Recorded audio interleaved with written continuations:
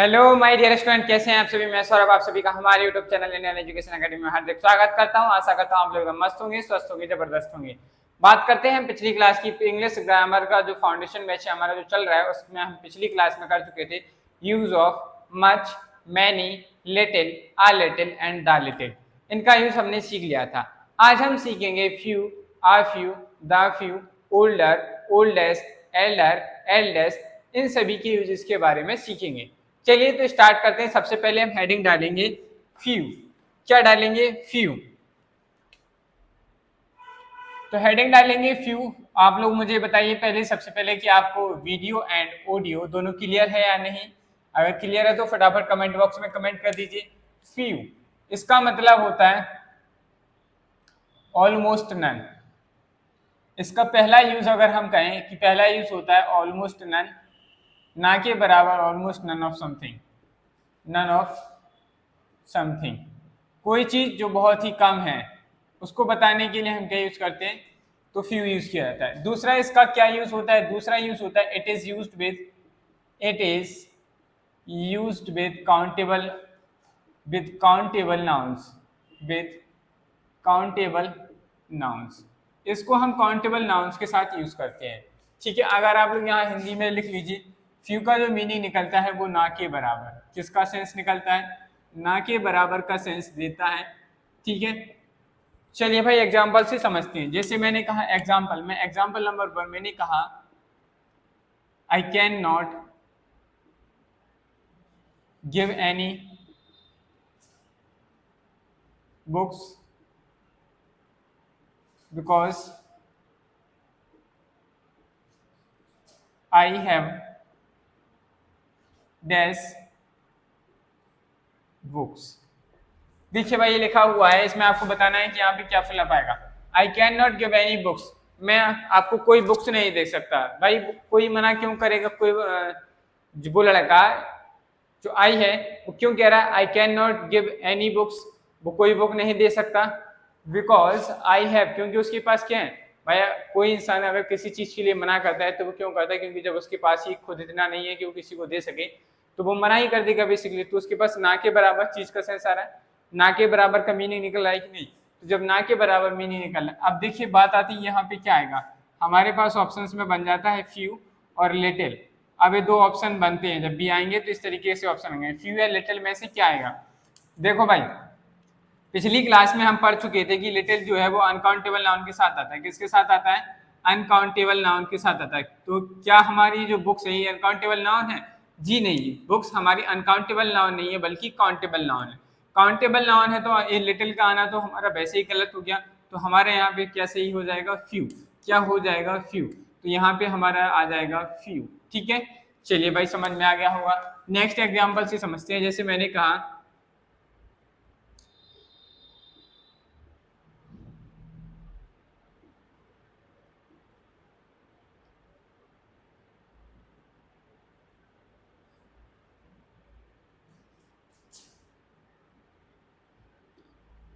Rohan is sad because he has dash friends। देखिए भाई अब आपसे यहाँ पूछा गया, आपको बताना है यहाँ पे क्या आएगा, फ्यू आएगा या लिटिल। इन दोनों में से क्या ऑप्शन हमारे यहाँ पे परफेक्ट रहेगा आपको बताना है। चलिए मैं एक बार देख लेता हूँ, चेक कर लेता हूँ कि आपको जो मेरी वीडियो और ऑडियो दोनों क्लियर है या नहीं। अभी आप लोगों को सब कुछ सही दिख रहा होगा, क्लियर। ठीक है, कोई दिक्कत किसी को?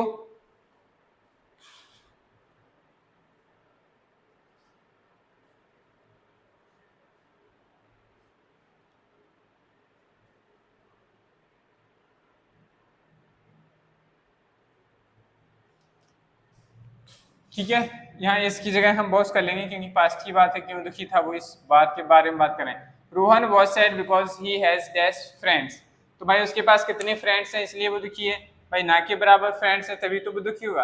अगर उसके पास कुछ फ्रेंड्स होते तो वो दुखी होता नहीं होता। तो ना के बराबर का सेंस आ रहा है। अब बात आती है सर यहाँ पे फ्यू आएगा कि हमारा लिटिल आएगा। तो देखिए भाई लिटिल हम यूज करते हैं अनकाउंटेबल नाउन, और फ्रेंड्स यहाँ पे क्या है? काउंटेबल नाउन है। तो हमारा फ्यू से ही हो जाएगा, लिटिल हमारा क्या हो जाएगा? रॉन्ग। तो यहाँ पे क्या आ जाएगा? फ्यू आ जाएगा। चलिए भाई नेक्स्ट एग्जांपल से समझते हैं। जैसे मैंने कहा आई हैव डैश फ्रेंड्स, ठीक है। अब आपसे पूछा गया यहाँ पे क्या आएगा, फ्यू आएगा या लिटिल। तो हम कहेंगे देखो यहाँ पे जो फ्रेंड्स क्या है हमारा, जब इस तरीके का कोई सेंटेंस है और वहां सिर्फ फ्यू और लिटिल लिखा होगा, इन दोनों में से किसी एक चूज करना है, तो हम हमेशा देखेंगे कि उसके फिल इन द ब्लैंक्स के बाद क्या है, काउंटेबल नाउन होगी तो हम फ्यू यूज करेंगे, अगर अनकाउंटेबल नाउन होती तो हम लिटिल यूज करते हैं। ठीक है, समझ में आया कि नहीं बात। तो यहाँ पे हमारा क्या आ जाएगा, फ्यू आ जाएगा। चलिए भाई नेक्स्ट आता है हमारा आ फ्यू का यूज। किसका आता है, आ फ्यू।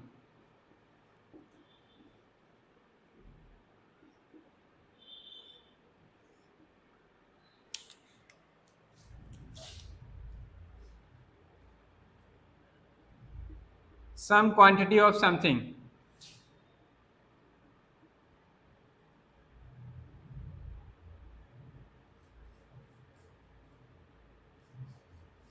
किसी चीज की कुछ मात्रा, ये बताता है कि ये कुछ, मतलब कुछ का सेंस देता है, बहुत नहीं पर कुछ, बहुत नहीं पर कुछ है।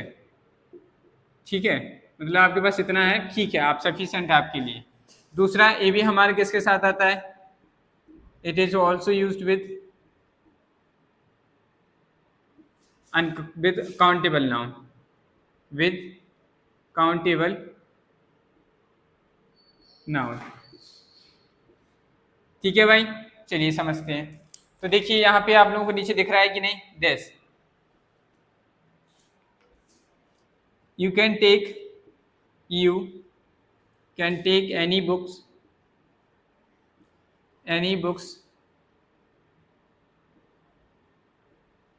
because I have a dash books। आपसे पूछा गया यहाँ पे a few या few या a little, आपको बताना है इन तीनों में से यहाँ पे क्या आएगा।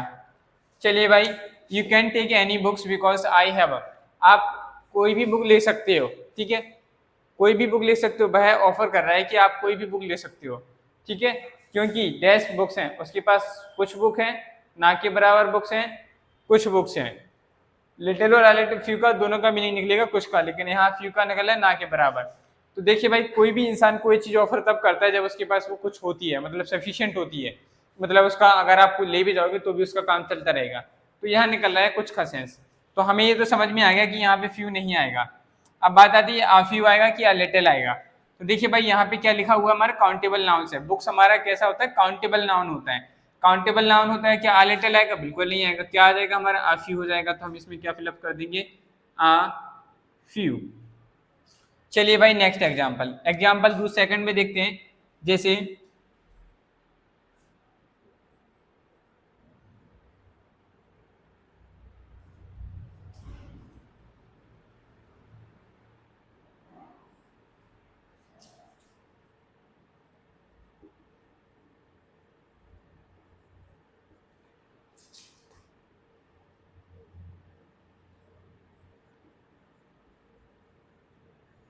सेम ऑप्शन है भाई हमारे, आ few few little, a little में क्या फिलअप करेंगे।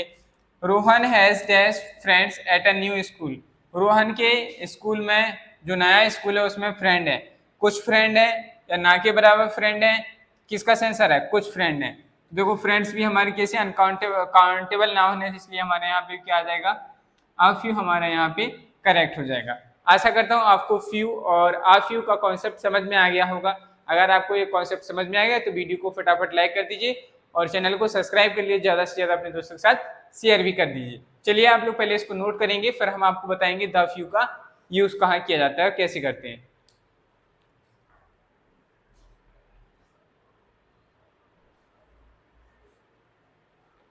चलिए भाई नेक्स्ट आता है हमारा द फ्यू। द फ्यू का यूज कहाँ करते हैं, तो पहला यूज समझिए भाई, इसका जो मीनिंग निकलता है,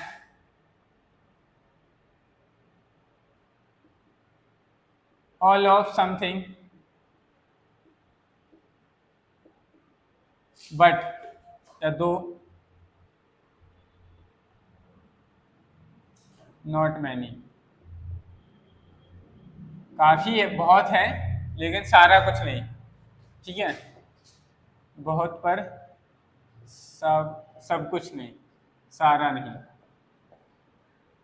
ठीक है भाई, इस तरीके का सेंस निकलता है यहाँ पे। दूसरा इसका यूज वही होता है कि इसको भी हम क्या करते हैं, इट इज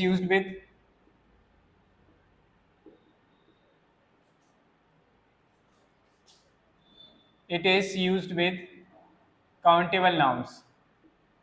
जो हमारी काउंटेबल नाउन्स होती हैं उसके साथ ही हम इसको भी यूज करेंगे। चलिए एग्जाम्पल की हेल्प से समझते हैं। जैसे मैंने कहा है एग्जाम्पल नंबर 1,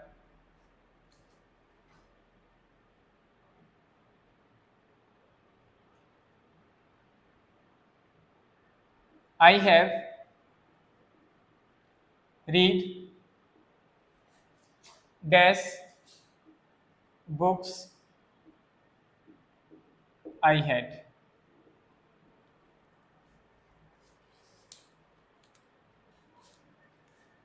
यहाँ पे आप कॉमा लगा लीजिए। ठीक, आई हैड ये लिखा हुआ है आपके पास, इसमें ऑप्शंस हैं। आपको बता दें आ फ्यू होगा या लिटिल होगा, या आपको बताना है कि द फ्यू होगा। चलिए भाई बताइए, I have read dash books I had. मैं बुक्स पढ़ चुका हूँ डैश, जितनी मेरे पास हैं, जितनी मेरे पास थी मैं उनमें से ज्यादातर बुक है क्या कर चुका हूँ, ज्यादातर बुक्स पढ़ चुका है, जो उसके पास थी उससे ज्यादातर बुक्स हैं। तो भाई बहुत पढ़ चुका होगा, तो आ फ्यू का कुछ सेंस निकल रहा है, कुछ का सेंस नहीं। लिटिल आएगा नहीं, क्योंकि यहाँ पे क्या लिखा है, अनकाउंटेबल नाउन, और लिटिल आता है अनकाउंटेबल नाउन के साथ, तो बुक्स के साथ हमारा लिटिल भी नहीं आएगा, आ फ्यू भी नहीं आएगा। तो बच्चा क्या, द फ्यू, ये हमारा क्या हो जाएगा, राइट आंसर हो जाएगा। तो यहाँ क्या आ जाएगा, द फ्यू। ठीक है, क्या आ जाएगा, द फ्यू हो जाएगा। नेक्स्ट देखते हैं भाई example number 2।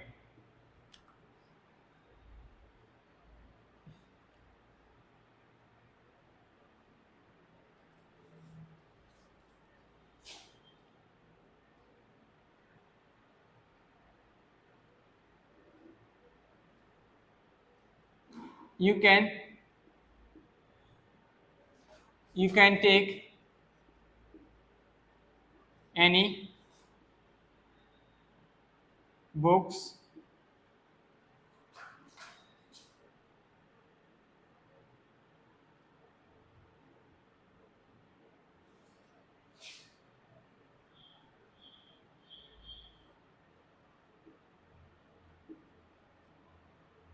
that I had। Same example, same option से हमारे पास you can take dash books that I had. आप मेरे पास बुक्स ले सकते हो, जितनी भी मेरे पास, जितनी सारी मेरे पास बुक्स हैं, उनमें से आपको जितनी बुक्स चाहिए आप ले सकते हो। भाई आपके पास बहुत हैं, ठीक है, क्या है, बहुत सारी, तो आप उनको दे रहे हो, लेकिन आप किसी चीज़ को सारी को दे रहे हैं। यहाँ पर एक ऑप्शन में हमारा जैसे द फ्यू है, यहाँ पे हमारा आ फ्यू ऑप्शन में हमें नहीं देखने को मिलेगा। यहाँ ऑप्शन में आ जाएंगे हमारे the few and the little. आपको बताना है कि इन दोनों में से हमारा क्या राइट ऑप्शन बनेगा। तो हमारा सिंपल सी बात है, बुक्स हमारा काउंटेबल नाउन है, और काउंटेबल नाउन के साथ हम क्या यूज करेंगे, द फ्यू यूज करेंगे। तो यहाँ पे भी हमारा क्या आ जाएगा, द फ्यू आ जाएगा। चलिए भाई नेक्स्ट समझ की बात करते हैं। नेक्स्ट है हमारा, नेक्स्ट आता है older and oldest. Older and oldest, older and oldest के बारे में समझते हैं भाई। ओल्डर एंड ओल्डेस्ट जो होते हैं ये क्या बताते हैं, दे डिनोट एज। ये क्या करते हैं, ये लोग उम्र बताते हैं, ठीक है, कि आप उम्र में कौन बड़ा है और कौन छोटा है। देखिए भाई यहाँ पे हम लोग लिखेंगे ओल्डर, क्या लिखेंगे, ओल्डर, ठीक है। जो ओल्डर है ये हमारी कंपैरेटिव डिग्री है, it is a comparative form, it is a comparative form, ठीक है, कंपैरेटिव फॉर्म है। तो ये क्या बताएंगे, कंपैरिजन करने के लिए यूज होगी जब दो लोग, ठीक है, सुनिए भाई, ओल्डर के बारे में सुनिए। ओल्डर जो है जब दो लोग क्या होंगे, उम्र में बड़े होंगे, तो उन दोनों में से उम्र में कौन बड़ा है, उन दोनों के बीच में कंपैरिजन कर रहे होंगे, तो हम वहां पे क्या यूज करेंगे, ओल्डर यूज करेंगे। तो मैंने इसलिए इसमें लिख दिया it is a comparative form. एक ऐसा फॉर्म है, कंपैरेटिव फॉर्म है। अब दो लोग उम्र में बड़े हैं, उन लोगों के बीच में कंपैरिजन करेंगे हम, तो वहां पे क्या यूज करेंगे, ओल्डर यूज करेंगे। क्या यूज करेंगे, ओल्डर यूज करेंगे। नेक्स्ट समझते हैं ओल्डेस्ट, क्या इसके बारे में समझते हैं, ओल्डेस्ट। तो ओल्डेस्ट हमारा क्या होता है भाई, आप लोग बताइए, क्योंकि मैं एडजेक्टिव, डिग्री ऑफ एडजेक्टिव पढ़ा चुका हूं आप लोगों को। ओल्डेस्ट हमारी क्या होगी, it is a superlative form, it is a superlative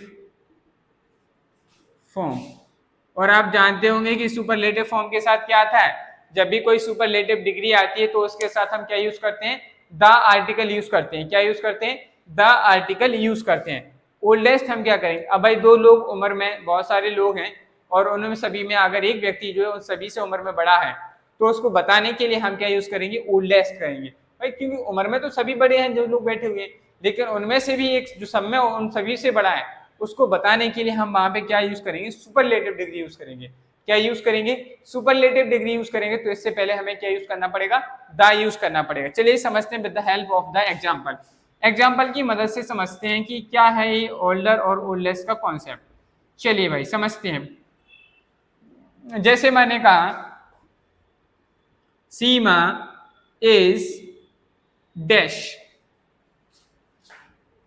then ज्योति।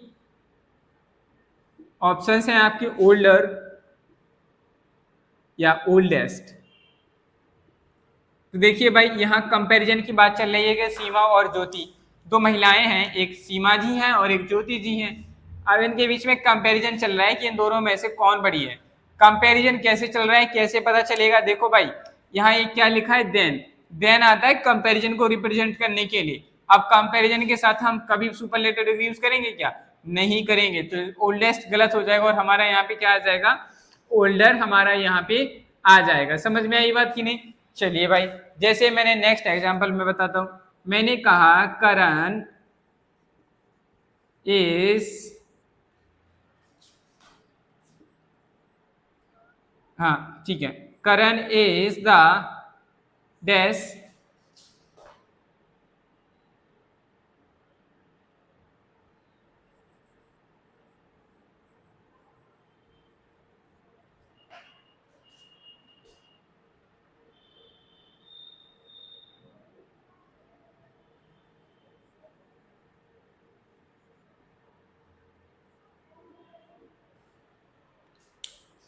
देखिए भाई Karan is the dash brother of my family. Karan जो है मेरे घर का, मेरे मतलब मेरा जो घर है उसमें करण क्या है, सबसे बड़े भैया हैं। तो देखो भाई यहाँ पे सबसे बड़े भाई, उस पर के परिवार में बहुत सारे भाई होंगे, लेकिन जो करण है वो क्या है, उन सभी से बड़ा है। सुपरलेटिव केस की बात हो रही है। तो यहाँ कंपैरिजन कहीं देन लिखा है क्या, नहीं लिखा। तो हम समझ जाएंगे यहाँ किसकी जो सुपरलेटिव फॉर्म यूज करना की जरूरत पड़ रही। तो ओल्डर हमारा इसमें यहाँ पे गलत हो जाएगा, तो क्या आ जाएगा, ओल्डेस्ट। दूसरा क्या समझ जाते हैं कि यहाँ पे द आया है तो द के बाद सुपरलेटिव डिग्री ही यूज की जाएगी, ओल्डर नहीं, ओल्डेस्ट ही हमारा क्या हो जाएगा, सही। तो Karan is the oldest brother of my family. मेरे परिवार का सबसे बड़ा भाई जो है वो कौन है मेरे परिवार में, करण है। तो यहाँ पे क्या आ जाएगा, ओल्डेस्ट हमारा आ जाएगा। अब आप लोग ये बताइए आपको यहाँ नीचे जगह दिख रही है या नहीं। अगर नहीं दिख रही है तो कोई बात नहीं, अगर दिख रही है तो बताइए। जगह नहीं दिख रही है बट कोई बात नहीं, आप लोग इसको नोट करेंगे पहले, फिर मैं आपको आगे बताता हूँ। चलिए भाई नेक्स्ट और एग्जांपल समझते हैं ओल्डर एंड ओल्डेस्ट की। जैसे कि नेक्स्ट एग्जांपल नंबर में थर्ड का, this is the dash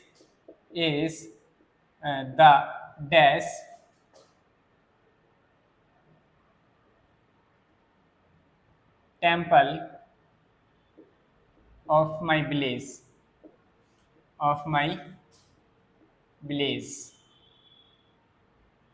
options हैं हमारे older and oldest.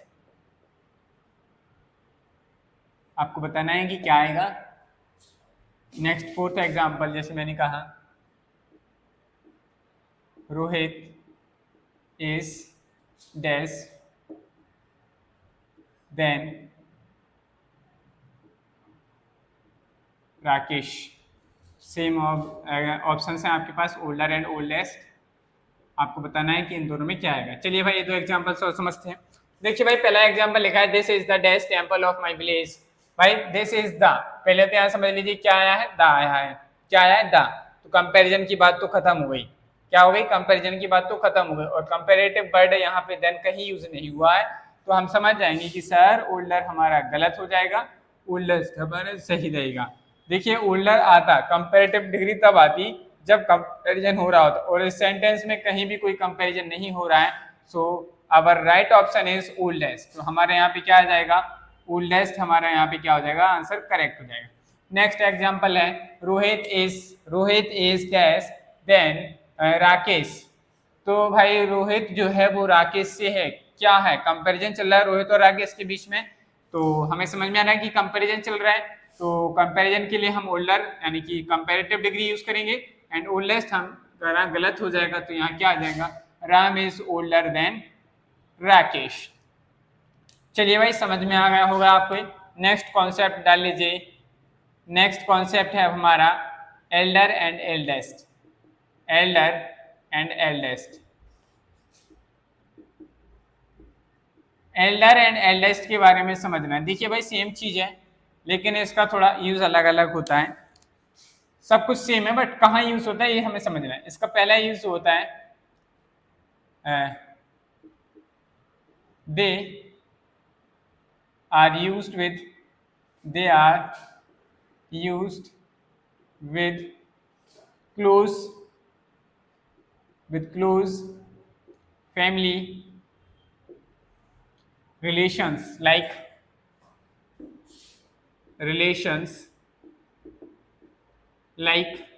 Brother sister son daughter, इनके बीच में हमें अगर रिलेशन बताना है तो हम क्या यूज़ करेंगे? हम एल्डर और एल्डेस्ट यूज़ करेंगे। ठीक है, चलिए भाई समझते हैं इनके साथ भी क्या होता है। चलिए समझते हैं एग्जाम्पल से। एग्जाम्पल 1 में जैसे मैंने कहा राम्स, आपको बताना है यहाँ क्या आएगा? Brother is a teacher. आपसे पूछा गया है यहाँ पे आपको बताना है एल्डर आएगा कि एल्डेस्ट आएगा? एल्डर या एल्डेस्ट में से क्या आएगा? चलिए बताइए, सोच लीजिए जब तक मैं दूसरा एग्जाम्पल लिखता हूँ।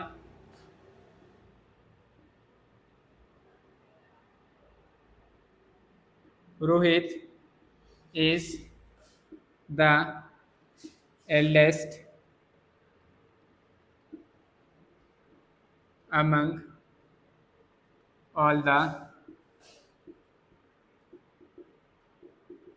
siblings। ठीक है, नेक्स्ट देखिए भाई,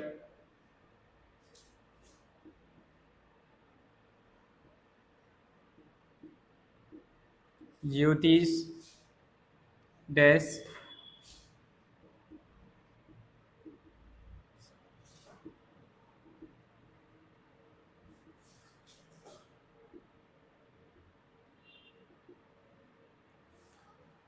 ऑप्शंस हमारे सेम ही है सभी में। ठीक है,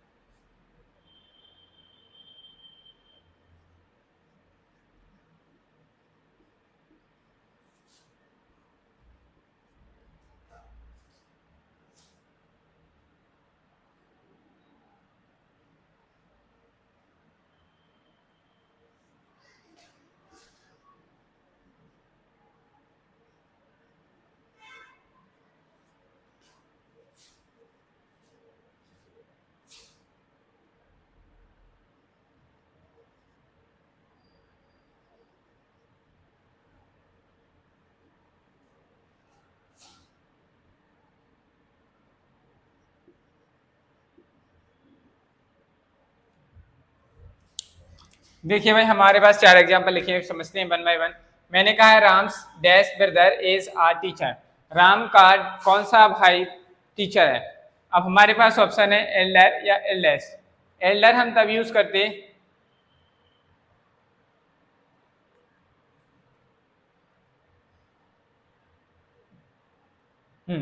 इसमें पूछा गया Ram's dash brother is a teacher, Ram का कौन सा भाई है जो टीचर है, तो बड़ा है कि छोटा है कि सबसे बड़ा वाला, तो राम का जो बड़ा भाई है, ठीक है, पर्टिकुलर राम के बड़े भाई की बात चल रही, तो यहाँ पे क्या आएगा, एल्डर आएगा। दूसरी क्या चीज है, जब भी एल्डेस्ट आएगा तो उससे पहले हमारे साथ दा आएगा, तो यहाँ क्या आएगा, दा, दा तो लिखा नहीं है उससे पहले, तो हमारा एल्डेस्ट गलत हो जाएगा, क्या आ जाएगा, एल्डर।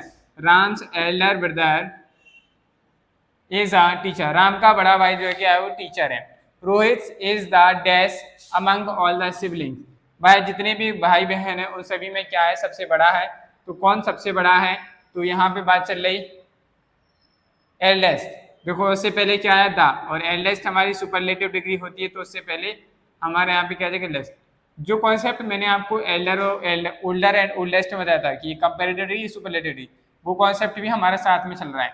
ज्योतिष dash sister live in America, Jyoti की बड़ी बहन, ठीक है, तो यहाँ पे प्लूरल सेंस आ रहा है एल्डर का, तो हम क्या देंगे, ज्योतिष एल्डर सिस्टर, ज्योतिष Elder sister live in America. Seema is the dash daughter of my all child, मेरे सभी बच्चों में सीमा कैसी सबसे बड़ी बेटी है, तो यहाँ पे हम क्या लिखेंगे, एल्डेस्ट, क्या आ जाएगा, एल्डेस्ट हमारा यहाँ पर आ जाएगा। चलिए आशा करता हूँ आपको ये कॉन्सेप्ट समझ में आ गया है, समझ में आ गया तो वीडियो को फटाफट लाइक कर दीजिए और जल्दी से इसको नोट करिए। अब हमारा आगे का कॉन्सेप्ट बहुत ही इंपॉर्टेंट कॉन्सेप्ट है, जो कॉम्पिटेटिव एग्जाम्स में भरपूर पूछा जाता है। जितने भी कॉम्पिटेटिव एग्जाम्स में इंग्लिश ग्रामर में एडजेक्टिव से डिटर्मिनर से कॉन्सेप्ट आता है, ज्यादातर क्वेश्चन में पेपर में ये एग्जाम्पल जरूर पूछा जाएगा, जो मैं आपको नेक्स्ट स्लाइड में बताने वाला हूं। पहले आप लोग इसको नोट करेंगे, फिर मैं आपको आगे बताता हूँ। चलिए भाई नेक्स्ट कॉन्सेप्ट की बात करते हैं, और ये very very important, very very most concept. चलिए भाई कॉन्सेप्ट समझते हैं। कॉन्सेप्ट है कि सम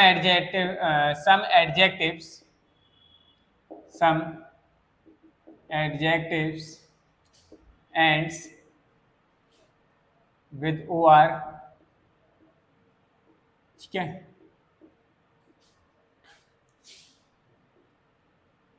they are followed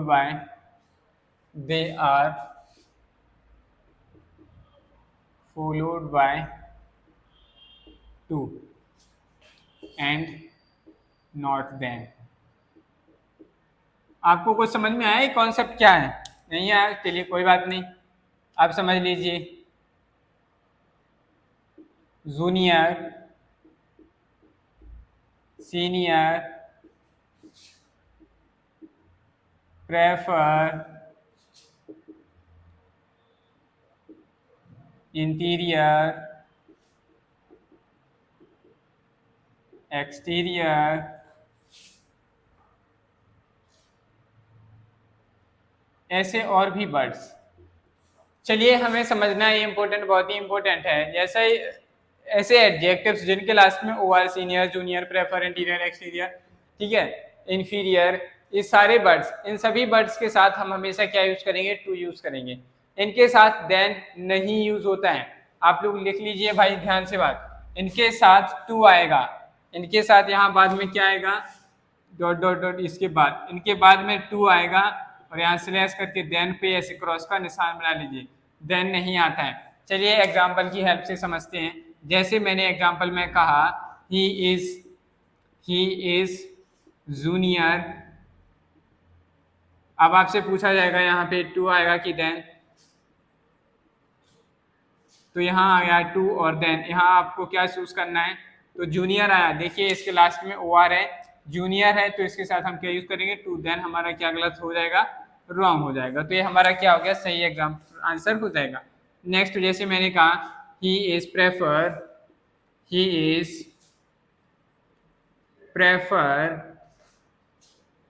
coffee dash, यहाँ पे आपसे पूछा जाएगा क्या आएगा, तो 5 ऑप्शंस टू या देन में से क्या चूज करेंगे आप, तो हमें क्या यूज करना है, ही बाय कॉफी ज्यादा प्रेफर करता है, किसको, टी के कंपैरिजन में वो कॉफी को ज्यादा प्रेफर करता है, तो टू आएगा, देन हमारे यहाँ क्या हो जाएगा, गलत हो जाएगा। चलिए जैसे मैंने कहा next, Sita is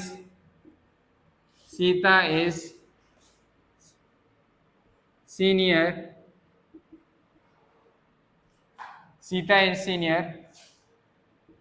in our class, हमारी क्लास में सबसे Sita is senior to her in, इतना ही लिख लो भाई, Sita is senior to her. देखो सीता सीनियर है किससे, टू या देन हर, तो भाई उससे बड़ी है, तो यहाँ हम क्या करेंगे, इसके लास्ट में ओ आ रहा है तो हम यहाँ पे क्या वर्ड यूज करेंगे, टू वर्ड यूज करेंगे। क्या वर्ड यूज करेंगे, टू यूज करेंगे। समझ में आया। नेक्स्ट एग्जांपल से, जैसे मैंने कहा this cloth fabric is superior to, यहाँ पे आपको बताना है टू अदर देन वन। देखिए भाई यहाँ हमसे पूछा गया यहाँ पे क्या आएगा, टू आएगा कि देन आएगा, तो सुपीरियर के देखो इसमें ओ आर आ रहा है तो यहाँ पे हम क्या यूज करेंगे, टू यूज करेंगे। तो ये था हमारा इंपॉर्टेंट कॉन्सेप्ट। इस तरीके के questions competitive exam SSC, CGL, CPO, इनमें ये क्वेश्चंस काफी बार पूछा गया, इस तरीके के क्वेश्चंस काफी पूछे जाते हैं। चलिए आप लोग इसको नोट कर लीजिए, ये सब कुछ हो गया। इसके बाद हमारा नेक्स्ट कॉन्सेप्ट और रह गया, वो भी हमें समझना है, और फिर हमारा डिटरमिनर्स चैप्टर जल्दी से कंप्लीट हो जाएगा। चलिए भाई समझते हैं नेक्स्ट कॉन्सेप्ट। नेक्स्ट कॉन्सेप्ट है हमारा लेटर एंड लेटेस्ट। क्या है, लेटर एंड लेटेस्ट। हमें समझना है कि लेटर एंड लेटेस्ट, इसके तुरंत बाद एक नेक्स्ट कॉन्सेप्ट है लास्ट एंड लेटर। यहाँ पे क्या होता है कि ये लोग वर्ड देखने में बिल्कुल सेम होते हैं, बस थोड़ा सा डिफरेंस होता है, और एक कौन सा वर्ड कहाँ यूज किया जाता है ये हमारे लिए कंफ्यूजिंग क्रिएट करता है। तो समझते हैं पहले हमें समझना है latter and latest. Latter and latest जो वर्ड होते हैं ये हमें क्या बताते हैं, टाइम को डिनोट करते हैं। किसको डिनोट करते हैं, ये टाइम को डिनोट करते हैं। जब ये टाइम बता रहे होते हैं, मतलब कि लेटेस्ट जो होता है ये हमारा सुपरलेटिव फॉर्म होता है, कि अभी अभी जो लेटेस्ट का मतलब होता है अभी अभी, नई हाल की में की जो खबर आती है उसको बताने के लिए हम लेटेस्ट वर्ड यूज करते हैं। लेटर क्या होता है, कोई चीज इस चीज होने के बाद, इस समय के बाद आगे जो होगा फिर हम उसको ऐसा करेंगे, मतलब पहले ये चीज हो जाएगी फिर उसके बाद हम इसको करेंगे, तब हम वहां पे क्या यूज करेंगे, लेटर यूज करेंगे। चलिए समझते हैं with the help of example. पहला एग्जांपल आता है हमारा, we can start the party, uncle Tom will join us. हम पार्टी शुरू कर सकते हैं, कब कर सकते हैं, जब अंकल जो है वो हमें क्या कर लें, ज्वाइन कर। अंकल के ज्वाइन करने के बाद हम क्या करेंगे, पार्टी स्टार्ट कर सकते हैं। तो अभी अंकल ने ज्वाइन नहीं किया तो अंकल ज्वाइन करेंगे। यहाँ पे कोई सुपरलेटिव फॉर्म की जरूरत पड़ रही है हमें, नहीं पड़ रही, तो हम यहाँ लिखेंगे uncle Tom will join us later. ठीक है, उसके बाद हम क्या लगाएंगे, फुल स्टॉप, लेटर लिखेंगे। अब देखिए नेक्स्ट वाला example, what is the dash score. सबसे पहले देखो लेटेस्ट जो है हमारा, लेटेस्ट जो है हमारी सुपरलेटिव फॉर्म है, और उससे पहले क्या आना चाहिए, द आना चाहिए। यहाँ द आ गया तो हम समझ जाएंगे कि हमसे क्या पूछा जा रही है। अभी अभी हाल ही के स्कोर की बात चल रही है, तो लेटेस्ट टाइम की बात चल रही है, तो हम यहाँ क्या यूज करेंगे, लेटेस्ट। ठीक है, ये चीज समझ में आ गई। चलिए भाई नेक्स्ट एग्जांपल समझते हैं। We can go to picnic, Saurabh sir will join us dash. ठीक है, हम पिकनिक पर जा सकते हैं, आप पिकनिक पर जा सकते हो, पर कब जा सकते हो, जब सौरभ सर हमारे ज्वाइन कर लेंगे उसके बाद ही हम जा पाएंगे। तो यहाँ पे भी किसका, ज्वाइन करने के बाद जाएंगे। तो यहाँ पे हम क्या लिखेंगे, लेटर, हमारा क्या आ जाएगा, लेटर आ जाएगा। चलिए नेक्स्ट समझते हैं, व्हाट इज द, देखो द आ गया, सुपरलेटिव केस यूज करेंगे। What is the latest news of today's match, आज की मैच की नई खबर क्या है, तो हम वहां लिखेंगे। यहाँ देखो सुपरलेटिव फॉर्म यूज हो गया, जब द आ गया तो द के साथ हम क्या यूज करेंगे, सुपरलेटिव फॉर्म। सुपरलेटिव फॉर्म क्या होता है, टाइम को बताने के लिए, latest. This is the latest news of the today's match. चलिए भाई नेक्स्ट कॉन्सेप्ट है हमारा last and later. Last and later का मतलब होता है कि लेटर जो होते हैं हमारे कंपैरेटिव डिग्री फॉर्म होती है, लास्ट जो है हमारी सुपरलेटिव डिग्री फॉर्म है, डिग्री का फॉर्मेट है। तो हम जहां भी लास्ट आएगा तो उसके पहले क्या आएगा, द आएगा, और जो लेटर होगा उससे पहले हमारा द आ भी सकता है, नहीं भी आ सकता है। ये डिपेंड करेगा कि सेंटेंस हम जैसा बना रहे होंगे उसके हिसाब से हमारा आएगा। चलिए समझते हैं पहले एग्जाम्पल से। एग्जाम्पल में लिखा है, the boy sitting in the desk row is a good dancer.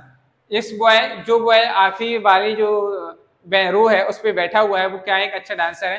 तो भाई हम लास्ट रो की कर रहे हैं, तो उससे पहले क्या आएगा, सुपरलेटिव डिग्री फॉर्म। देखिए भाई द आना चाहिए, तो the boy sitting in the desk, तो हमारे यहाँ क्या आएगा, लास्ट का सेंस निकल रहा है कि लेटर बाद में, लास्ट में, आखिरी वाला। तो हम यहाँ क्या यूज करेंगे, लास्ट, हमारा यहाँ सही हो जाएगा। नेक्स्ट एग्जांपल देखिए, team India and team Australia enter the final. Team India और टीम ऑस्ट्रेलिया फाइनल में पहुंच जाएगी। कब पहुंचेगी? जब ये मैच जीत जाएगी। इस मैच को जीतने के बाद वो पहुंचेगी। पहले पोजीशन चली ना भाई, अगर इस मैच को जीत गए तब जाके वो फाइनल में पहुंचेंगे, तो इसको जीतना है। और अभी पोजीशन बता रहे हैं, अगर इस मैच जैसे सपोज दैट ये है हमारी टीम इंडिया, ठीक है, ये है वेस्ट इंडीज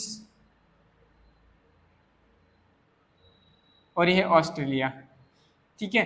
अब मैच चल रहा है दो टीमों का। अगर ऑस्ट्रेलिया आज का मैच जीती है, ठीक है, इस पोजीशन चल रही ना, ऑस्ट्रेलिया की पोजीशन तो यहाँ फर्स्ट और सेकंड नंबर पे जो रहती है उन्हीं के बीच में फाइनल होता है। तो यहाँ पे क्या है कि जब ऑस्ट्रेलिया अगर आज का मैच जीत जाएगी तो वो सेकंड नंबर पे पहुंच जाएगी। सेकंड नंबर पे पहुंच जाएगी तो फर्स्ट और सेकंड टीम का क्या होगा? फाइनल मैच होगा। तो इनकी पोजीशन चेंज हो रही। क्या चेंज हो रही है? इनकी पोजीशन। इसीलिए पोजीशन चेंज हो रही है, तो हम यहाँ पे क्या नॉर्मल डिग्री यूज करेंगे, क्या आ जाएंगे हमारा latter. The latters won the match. LATTER आता है, याद रखिएगा भाई, स्पेलिंग का भी गेम रहता है। चलिए भाई, इसको समझ लिया आपने, नोट डाउन करिए। फिर इसके बाद हमारे सिर्फ दो कॉन्सेप्ट रह गए। एक हमें पढ़ना है एज एंड सो एज, और एक कॉन्सेप्ट है कि कुछ वर्ड्स होते हैं जिनके साथ ना तो कभी मोस्ट आता है ना ही कभी मोर आता है, वो सिर्फ जैसे होते हैं उनको वैसे ही लिखा जाता है। उनके बारे में और समझना, फिर हमारा डिटरमिनर्स चैप्टर टोटली कंप्लीट हो जाए। ओके, चलिए फटाफट इसको नोट करेंगे, फिर हमारे दो कॉन्सेप्ट तीन और रहेगा, उनको और करते हैं। चलिए भाई, समझते हैं तीनों कॉन्सेप्ट। लास्ट तीन कॉन्सेप्ट हैं हमारे डिटरमिनर्स के। पहला कॉन्सेप्ट है हमारा एजेस का। ये हमारा एजेस आता है किसके साथ आता है? तो हम इसको यूज करते हैं पॉजिटिव स्टेटमेंट्स जो होते हैं उनके साथ हम क्या करते हैं, इनको यूज करते हैं। चलिए देखते हैं कैसे। Neelima is dash kind as her mother. नीलिमा भी वैसी है जैसी उसकी माँ है। जितनी दयालु उसकी माँ है उतनी ही दयालु क्या है? उसकी नीलिमा है। तो यहाँ आएगा as dash as. Rahul is as smart as his brother. जितना उसका भाई होशियार है, स्मार्ट, उतना ही राहुल स्मार्ट है। तो हम क्या यहाँ करेंगे? एज आएगा, ठीक है। नेक्स्ट कॉन्सेप्ट कहता है सो एज और एज। जो हमारा सो एज और एज होते हैं, ये नेगेटिव स्टेटमेंट्स के साथ यूज किए जाते हैं। किसके साथ यूज किए जाते हैं? Negative statement. अगर स्टेटमेंट्स पॉजिटिव है तो हम वहाँ एज ही यूज करेंगे, वहाँ पे हम सो एज नहीं यूज करेंगे। अगर स्टेटमेंट नेगेटिव है और वहाँ एज ऑप्शन गिवन है, सो एज नहीं है, तो भी हम वहाँ पे एज यूज कर सकते हैं, क्योंकि नेगेटिव को बताने के लिए भी हम एज यूज करते हैं। अगर एज नहीं है तो नेगेटिव स्टेटमेंट्स के साथ अगर हमें रिलेशन बताना है तो हम सो एज की हेल्प से भी बता सकते हैं। चलिए समझते हैं एग्जाम्पल की हेल्प से। जैसे कहा, Ritika is not dash intelligent her sister. Option हमारे पास गिवन है तो हम क्या देंगे यहाँ? सो एज, ठीक है। रितिका उतनी स्मार्ट इंटेलिजेंट नहीं है जितनी उसकी बहन है। Ritika is not as intelligent as her sister. जो हमारी रितिका है उतनी होशियार नहीं है जितनी रितिका है। कॉन्सेप्ट नेक्स्ट क्या आता है? हमारे कुछ वर्ड्स ऐसे होते हैं, एडजेक्टिव्स वर्ड ऐसे होते हैं जिनके साथ कभी भी मोर या मोस्ट लगा के हम उनको और कुछ नहीं करता बता सकते। जैसे कि हमारा यूनिक हुआ, एक्सट्रीम हुआ, चीफ हुआ, कंप्लीट हुआ, परफेक्ट हुआ, एंटायर हुआ, फुल हुआ, आइडियल हुआ, यूनिवर्सल हुआ, इटर्नल हुआ। ये ऐसे वर्ड्स हैं इनके साथ कभी भी मोस्ट या हम कोई भी और वर्ड, मोस्ट, मोर वर्ड इनके आगे लगा नहीं सकते। अगर लगाते तो वो गलत सेंस हो जाता है। चलिए समझते हैं एग्जाम्पल की हेल्प से। Meena was the most perfect candidate for the job. Most perfect क्या होता है? परफेक्ट ही सब कुछ होता है, मोस्ट क्या होता है? कुछ नहीं। तो यहाँ पे जो मोस्ट है हमारा क्या है? गलत है। इस मोस्ट को हटा देंगे, सिर्फ परफेक्ट ही हमारा क्या हो जाएगा? राइट आंसर हो जाएगा। नेक्स्ट क्या है? Rajiv is the most unique student of our class. Most unique क्या होता है? यूनिक तो एक ही होता है भाई, मोस्ट यूनिक कुछ नहीं होता। तो यहाँ पे भी ये मोस्ट हमारा क्या हो जाएगा? गलत हो जाएगा, सिर्फ क्या आएगा? यूनिक आएगा। आशा करता हूँ आपको ये कॉन्सेप्ट समझ में आया होगा। आज की क्लास भी आप लोगों को अच्छी लगी हो तो वीडियो को लाइक करें, चैनल को सब्सक्राइब करें और ज़्यादा से ज़्यादा अपने दोस्तों के साथ शेयर करें। वीडियो को लाइक जरूर कर दिया करो। अगर आप लोग लाइक करते हैं तो हमें भी मोटिवेशन मिलता है कि हाँ, हम जो वीडियो बना रहे हैं उससे आप लोगों को सीखने को, देखने को, समझने को मिलता है, ठीक है। तो हमें भी मोटिवेशन मिल जाता है कि नहीं, हम जो नेक्स्ट वीडियो बनाएंगे बहुत ही क्यूरियोसिटी के साथ, बहुत ही मोटिवेट होकर, बहुत ही एकदम उत्साह के साथ उसको बनाएंगे, ठीक है। तो अगर आपको वीडियो पसंद आए तो वीडियो को लाइक जरूर किया करें, चैनल को सब्सक्राइब भी कर लीजिए एक बार और बेल आइकन को प्रेस जरूर करें, जिससे कि आपको वीडियो डलते ही आपके पास मैसेज आ जाएगा कि वीडियो अपलोड हो चुकी है। चलिए आज के लिए इतना ही रखते हैं, मिलते हैं कल एक नई क्लास के साथ।